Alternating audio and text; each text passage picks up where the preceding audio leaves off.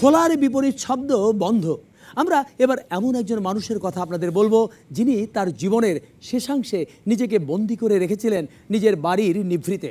সেই দীর্ঘ সময় বাড়ির কেউই কখনোই তার দেখা পাননি, অথচ আমৃত্যুই শুধু নয়, আজও তিনি জননন্দিত।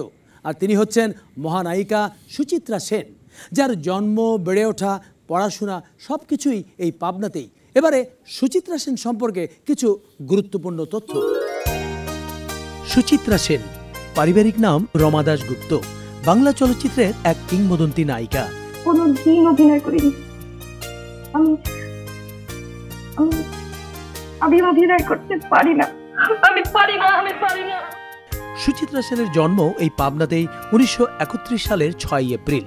পিতা শিক্ষক করুণাময় দাশগুপ্ত এবং মা ইন্দিরা দেবীর পঞ্চম সন্তান তিনি। 1947 সালে মাত্র 16 বছর বয়সে বিশিষ্ট শিল্পপতি আদিনাথ সেনের পুত্র দিবানাথ সেনের সঙ্গে তিনি বিবাহ বন্ধনে আবদ্ধ হন। বিয়ের 5 বছর পরই চলচ্চিত্র নায়িকা হিসেবে তার আত্মপ্রকাশ ঘটে। সহকারী পরিচালক নীতিশ রায় চলচ্চিত্রে তার নতুন নামকরণ করেন সুচিত্রা সেন। উল্লেখ্য, শুধু বাংলা চলচ্চিত্রেই নয়, বিশ্ব চলচ্চিত্রের ইতিহাসে বিয়ের পর নায়িকা হওয়ার ঘটনা এটি প্রথম। সুচিত্রা সেনের প্রথম অভিনীত ছবির নাম শেষ কোথায়, তবে ছবিটি মুক্তি না পাওয়ায় 1953 সালে মুক্তিপ্রাপ্ত 7 নম্বর কয়েদি ছবিটিকে তার প্রথম চলচ্চিত্র হিসেবে উল্লেখ করা হয়। উত্তম সুচিত্রা জুটি বাংলা চলচ্চিত্রের অবিসংবাদিত জুটি হিসেবে এখনো চিরস্মরণীয় হয়ে আছে। অভিনয় জীবনে তিনি 53টি বাংলা এবং 7টি হিন্দি ছবিতে অভিনয় করেছেন। তার মধ্যে 30টি ছবিতেই তার বিপরীতে ছিলেন উত্তম কুমার।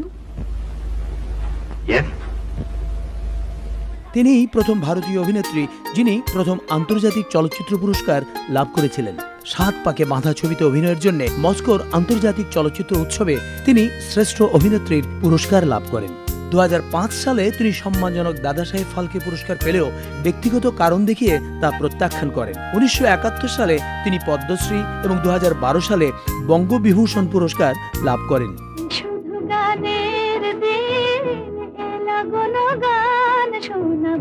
1978 সালে প্রণয় পাশা ছবির পর থেকে এই মহানায়িকা লোকচক্ষুর অন্তরালে চলে যান এবং কলকাতায় তার বাড়িতে নিভৃতচারীর জীবনযাপন শুরু করেন।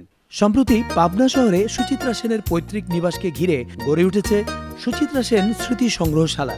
এখানে সুচিত্রা সেনের জীবনের বিভিন্ন সময়ের বেশ কিছু দুর্লভ চিত্র প্রদর্শিত হচ্ছে। দর্শক মণ্ডলী, এ সবই ছিল সুচিত্রা সেনের জীবনের কথা, জীবনান্তের কথা। তবে তার আরও কিছু কথা রয়েছে যা অনেকেই কখনোই শোনেনি, যা জানেন তার এক সময়ের ঘনিষ্ঠ বান্ধবী সারা আহমেদ শেফালি, যিনি দীর্ঘকাল সুচিত্রা সেনের সঙ্গে পড়াশোনা করেছেন। আমরা এবার কথা বলবো সুচিত্রা সেনের সেই বান্ধবী সারা আহমেদ শেফালির সঙ্গে। খালা, আপনি তো সুচিত্রা সেনের আমি জানি যে বেশ ঘনিষ্ঠ বান্ধবী ছিলেন। হ্যাঁ জি। এখন আপনার বয়স কত হয়েছে?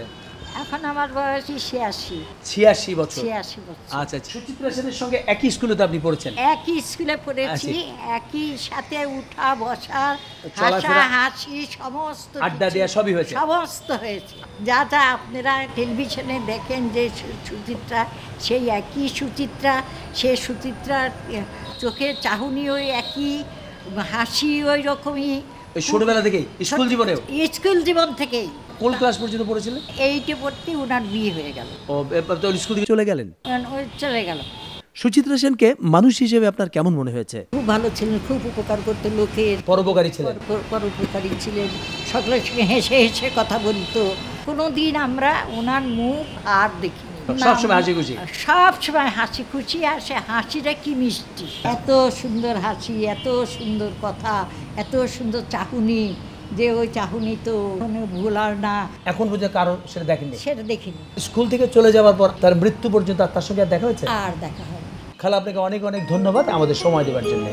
আপনাকে অনেক ধন্যবাদ।